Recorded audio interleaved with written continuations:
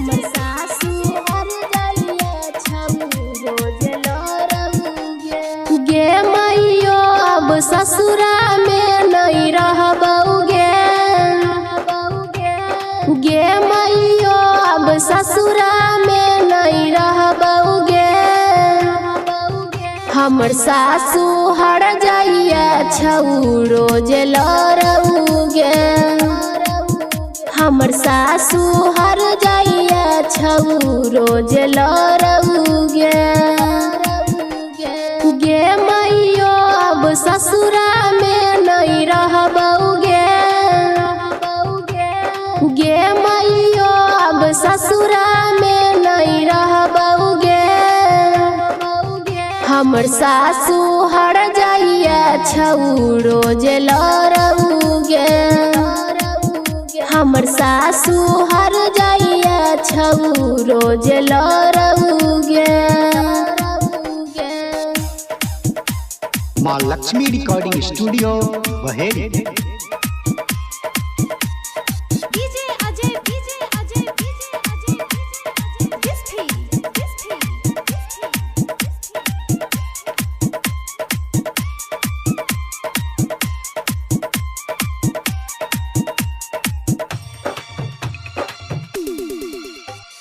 एतही खैबऊ एतही रहबऊ एतही जिंदगी बीतैबगे।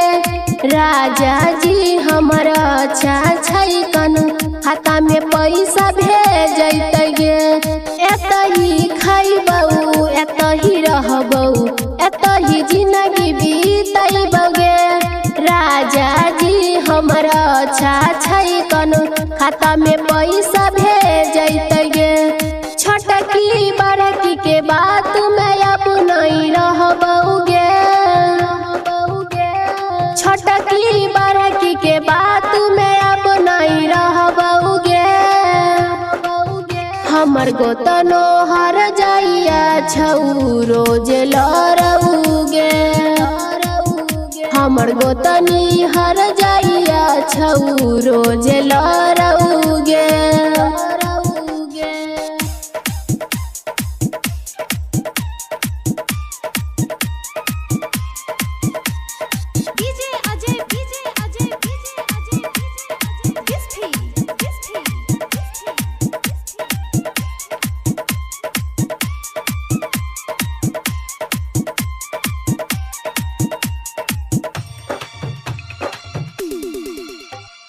बड़की गोतनी साँझे भोरे करै छऊ गजन गे।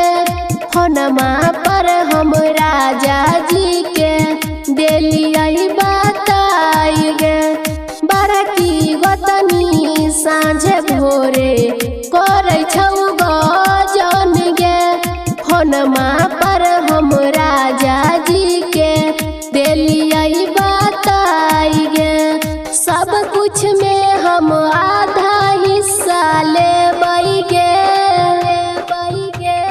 सब कुछ में हम आधा हिस्सा लेबैगे। हमर ननदी हर जाइया छऊ रोज लड़ौगे। हमर सासू हर जाइया छऊ रोज लड़ौगे।